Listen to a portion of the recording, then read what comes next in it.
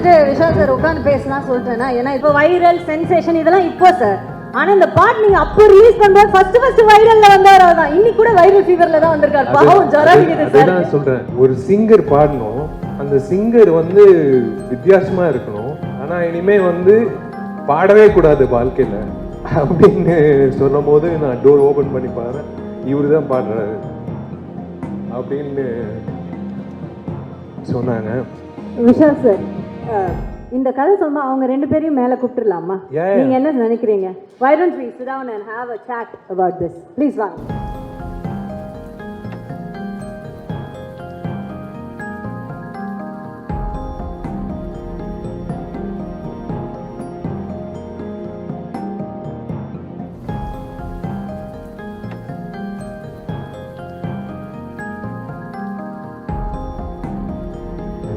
வந்துட்டு விஷால் சார் உட்காந்து பேசலாம் சொல்லிட்டேன்னா, ஏன்னா இது ஒரு உட்கார்ந்து கேட்க வேண்டிய கதை.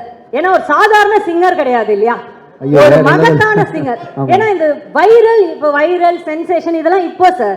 ஆனா இந்த பாட்டு நீங்க அப்போ ரிலீஸ் பண்றது ஃபர்ஸ்ட் வைரல்ல வந்தவர் தான். இன்னைக்கு கூட வைரல் ஃபீவர்ல தான் வந்திருக்காரு. பாவம் ஜரம் இருக்குது சார். நான் சொல்றேன், இவங்க ரெண்டு பேர் வந்து பேசிக்கிட்டது எனக்கு தெரியாது.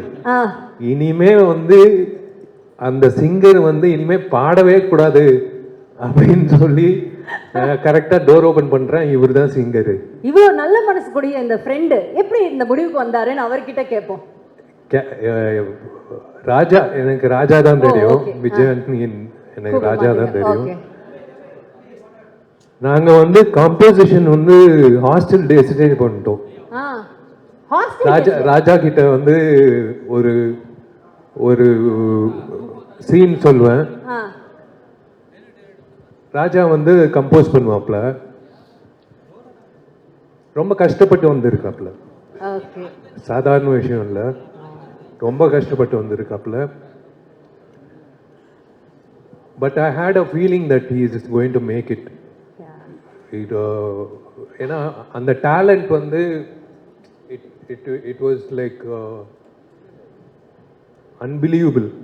அந்த டைம்ல, காலேஜ் டைம்ல the variation he used to give in music. So Vishal sir சொன்ன மாதிரி அவர் சின்ன வயசுல இந்த மாதிரி ஹாஸ்டல் டேஸ்ல இப்படி தானே அவரு வந்து கதை சொல்றது, நடிக்கணும், இதுதான் ஆர்வம் ரொம்ப.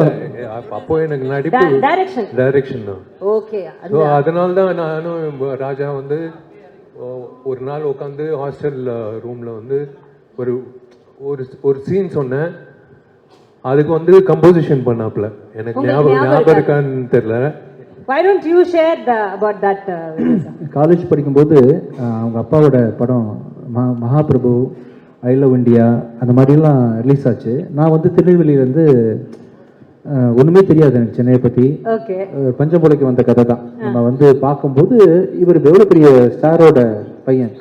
மகாபிரபு, ஐ லவ் இண்டியாலாம் அந்த டைமில் வந்து பெரிய படத்தில் ஒன்று. இப்போ தான் வந்து பார்த்தீங்கன்னா ரீசெண்ட் டேஸில் பெரிய பெரிய ப்ராஜெக்ட்லாம் வந்துட்டு. ஆமாம், அப்போவே ஐ லவ் இண்டியா, மகாபிரபுன்னு ஒரு டாப் மோஸ்ட் ரேங்க்ல இருந்த ப்ரொடக்ஷன் கம்பெனியோட சன்னு.